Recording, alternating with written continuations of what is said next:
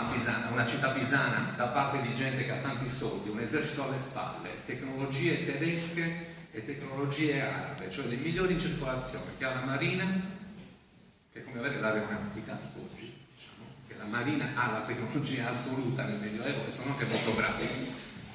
Come si fa una città da parte di gente così che non vuole sbagliare il colpo, perché Pisa investe tantissimo denaro in questa operazione? Si fa ispirandosi alle grandi cose già fatte.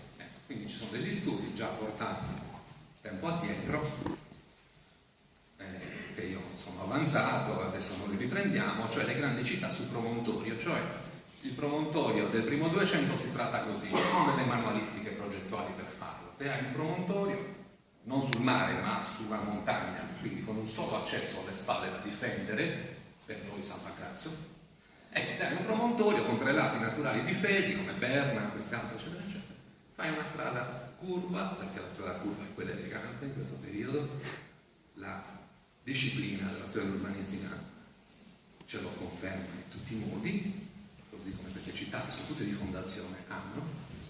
Ebbene, Cagliari si ispira a una di queste, particolarmente a Berna. Berna dice che c'entra?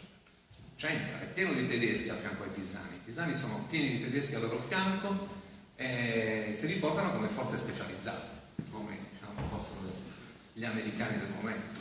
I tedeschi sono forti e sono progettisti, sono forze imperiali. Abbiamo una torre tedeschina qui a fianco, abbiamo tante altre cose da raccontare.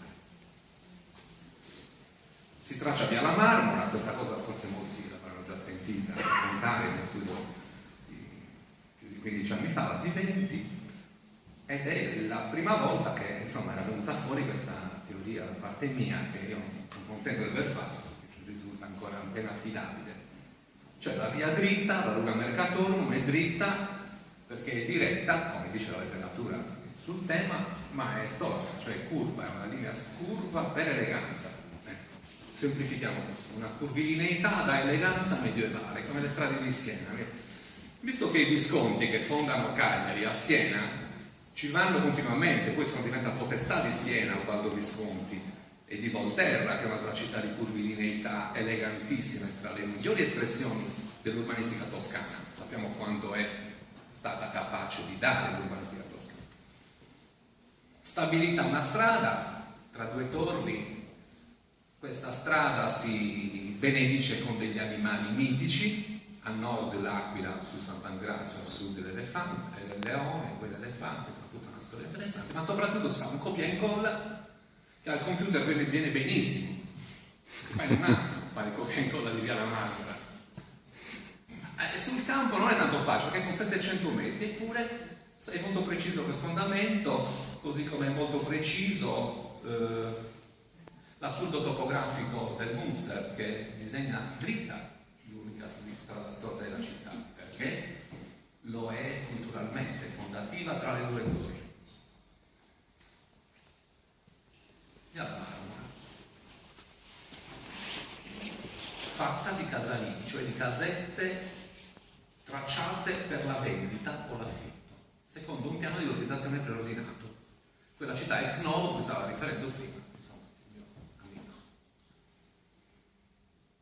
le diagonalità dei muri possono essere tracce di preesistenze, questo è stato un discorso fatto, tante cose si possono dire. La cosa importante è dire che in Castello, la città che festeggiamo negli 800 anni, casette piccole non ce ne sono praticamente più, sono tutti palazzi. Però i tetti ci fanno vedere che questi palazzi sono fatti di case a schiera, cioè di casette tutte in fila, né più e nemmeno come quelle di Villanova o Stampace, solo che poi sono state comprate, unificate e trasformate in palazzi immobiliari, secondo un processo che inizia nel 300.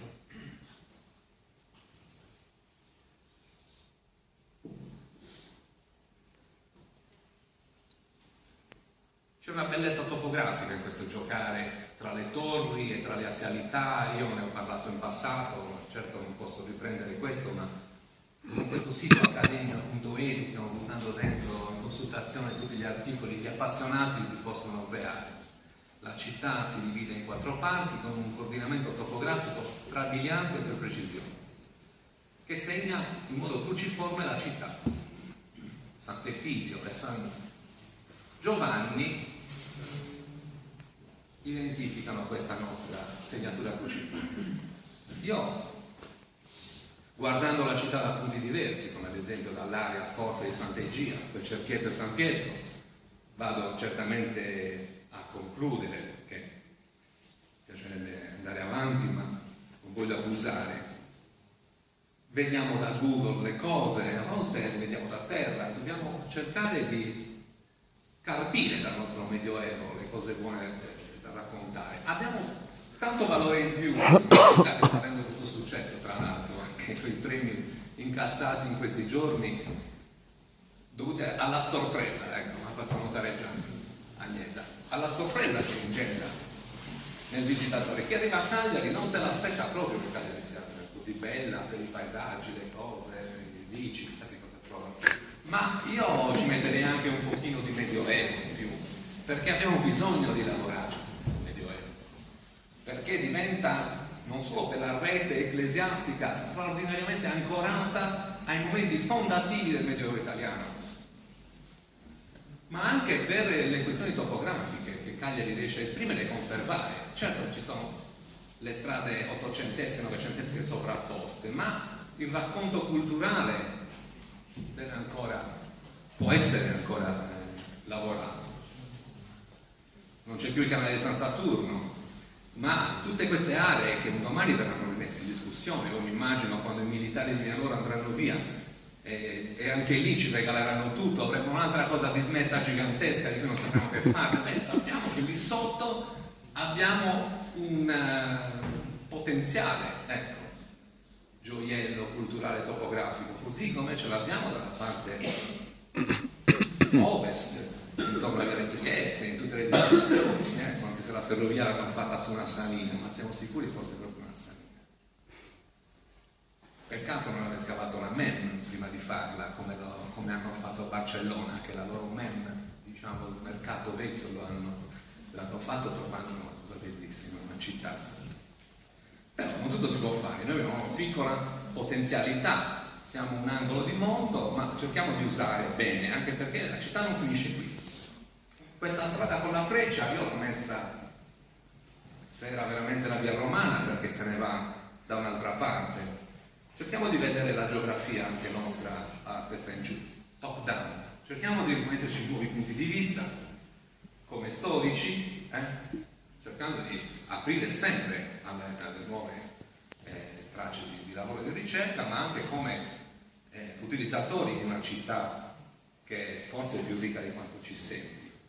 Se questa strada romana dritta come una schioppettata va giù verso l'orientale sarda e la famosa Ferraria, usiamo, e lì certo ci si va a strada bianca, ci si sporca la macchina, ma usiamo, anche perché attraversa il parco di Polentano, va nel territorio di Quartu, mette insieme finalmente due comuni che sul piano ambientale, come ho proposto già in sede di discussioni sul parco, dovrebbero darsi un po' più la mano. Ecco, una strada del genere permetterebbe di entrare a Cagliari a cavallo arrivando dai monti dei Sette Fratelli e arrivare esattamente a San Saturno, dove il racconto inizia e dove bisogna che finisca, perché altrimenti tirate i pomodori. Grazie.